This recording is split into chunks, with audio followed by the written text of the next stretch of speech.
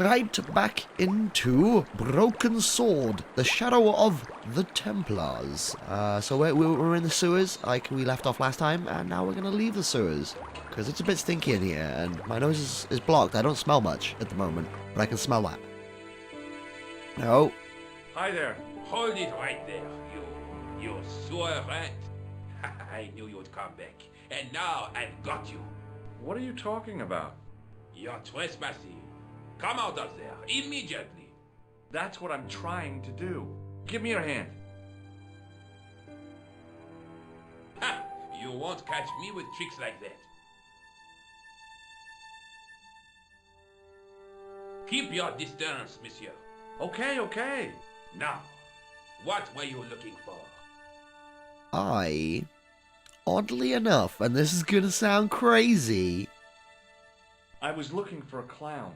Huh, ridiculous. Do you really expect me to believe that? He planted a bomb in the cafe and blew it up. What? The cafe? Blown up? Mon Dieu, that is awful. And you say the person responsible was dressed as a clown? That's right. He blew up the cafe, escaped into the sewer, changed his clothes, and came up here. Ah, mon Dieu. Then, the man I chased, do you think that man and the clown are one and the same? Well, yes, it had crossed my mind. Ah, that still does not explain what you were doing down the sewer. For all I know, you are in league with him. Oh no, I'm just a tourist. Haha, most tourists are content with the Eiffel Tower, the Louvre, or the Pigalle. I didn't realize my waste pipes were such an attraction. what a witty little bastard. I'm gonna tell you, sassy as butts, that guy. Do you know what we're gonna do though? We're gonna utilize Inspector Rousseau's is his card here to maybe give us some more leverage. Perhaps you'd like to take a look at my card?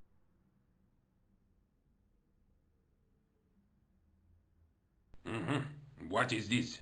Inspector Augustin Rousseau? What does that say? Hominoid Division? A homicide. I think the ink's smudged. Then you are not a tourist. Okay, I'm not. I lied to you, and I'm sorry. Don't apologize, monsieur. You know, I had a feeling there was something different about you. It is your posture, your poise. Oh, yes. There is no mistaking the bearing of a disciplined man. And I should know. I was in the army, you know. When I was your age, I was fighting for my life in the African desert. How can I help you, Inspector? Let's start over from the beginning and tell it just like it was. Brilliant. So, now, I feel terrible, though, for convincing him, for basically lying to him. I feel horrible for doing it. However, it has now allowed us to have more sway over him a little bit. So I'm going to use this, the fabric. Does this piece of material mean anything to you? Ah, that is the same cloth as the jacket I found. I'd recognize that pattern anywhere. Now we can talk about the jacket. Now, about the jacket you found. Do you have it here? No, monsieur. One of the sleeves was badly torn, so I sent it for repair. A pity, because otherwise it was a fine piece of quality tailoring.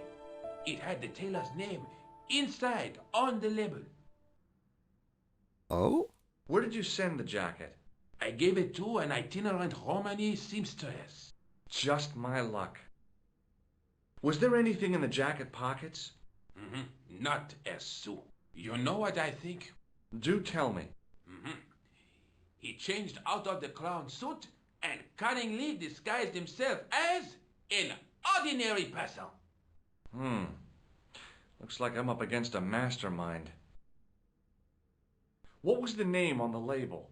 Ah, it was a foreign name. Todrick, I think. Did you get the address? There wasn't one, monsieur. Only a telephone number. Well, I don't expect you to remember a phone number you've only seen once. 74 98 08 59. You're kidding. That's his phone number? Yes, that's it. A little trick with numbers that I learned in the desert. I was taught the technique by a Tuareg shaman. That's incredible. It comes in handy at the supermarket checkout. Do I get a reward? Honesty, monsieur, is its own reward. Then I'm glad I do not rely on honesty to pay the bills. Okay, and now I'm going to ask about a bag. Was the guy you saw carrying a briefcase? Why, yes, he was. Clutched in his arms like a baby. That belonged to his victim. Oh, what do you think was in it? Drugs? Stolen jewels? I don't know, but the killer thought it was worth a man's life. Nothing is worth that, monsieur. Right, I believe things are starting to get a little fuzzy. I believe that's everything that we have to talk to him about. I have to be going. Thanks to your help, the citizens of Paris can sleep a little easier tonight. Vraiment? I was only doing my duty, monsieur. Good luck, Inspector. I hope you catch that killer soon. I'll let you out.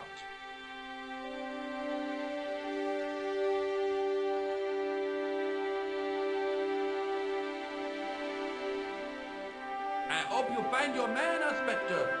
So do I.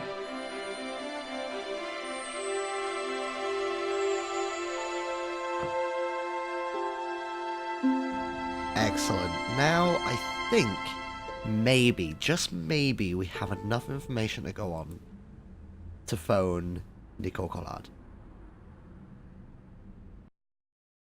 Let's see. Bonjour, Collard. Oh, hi.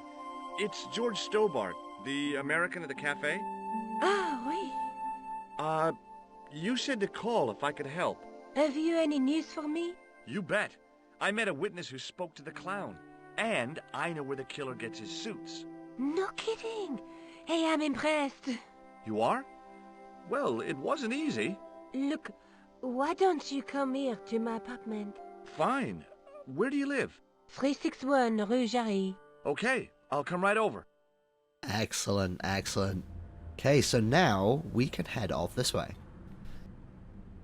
And we can head to her apartment via this very lovely looking map screen. Oh yes, look, you can see the Eiffel Tower, you can see the Arc de Triomphe, you can see those other places. Let's go to Sherry.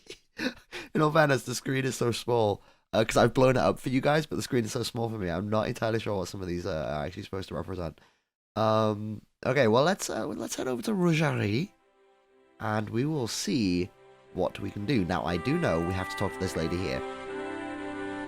And she is one of the most eccentric characters, and she is lovely. Oh, hi. Bonjour, monsieur. Would you like me to foretell your future? No thanks. I'm very good, and it only takes a minute. Thanks all the same, but I'm not superstitious. Besides, if it only takes a minute, that's not much of a future to look forward to. Alright, let's ask about Nicole Collard. Do you know a young woman called Nicole Collard? Yes, I do. She lives upstairs from me, in the apartment block across the street. The door isn't locked, but you'll need to give it a gentle nudge. It sticks, you see, because of the damp. The landlord said he'd fixed it before winter sets in. He's been saying that for 3 years. Yes. Excellent. Okay, so See you later. That's right, monsieur. You will. I pretty much know, like, most of this, so we're not getting a lot of the fluff, a lot of the, like, kind of backstory, a lot of the stuff that really makes this game what this game's all about. Once I've kind of passed the Paris area, the bit that I remember the most vividly, I'll probably start delving a little more into asking a few more questions. But fundamentally, the idea here is that she tells you that Nicole Collard, even though she looks like she's doing really well, she's being really successful, she's actually struggling. And that she spends most of her nights cold and crying and things like that. And she's not as successful as she externally shows. And it's a nice little bit of unnecessary detail that just makes the character a little more deep, a little like more relatable to people. So that's to the 10-minute mark. So I've been Andy, you've been awesome. Thank you so very much for watching. If you want to see any of the other videos that I've been doing, you can click links on the screen right now. And if you like what I'm doing, you can leave me a like or a comment in the comment section down below. Or if you really love what I'm doing, you can also subscribe. So like I said, I've been Andy, you've been awesome. Thank you so very much for watching. I will catch you guys next time. Goodbye.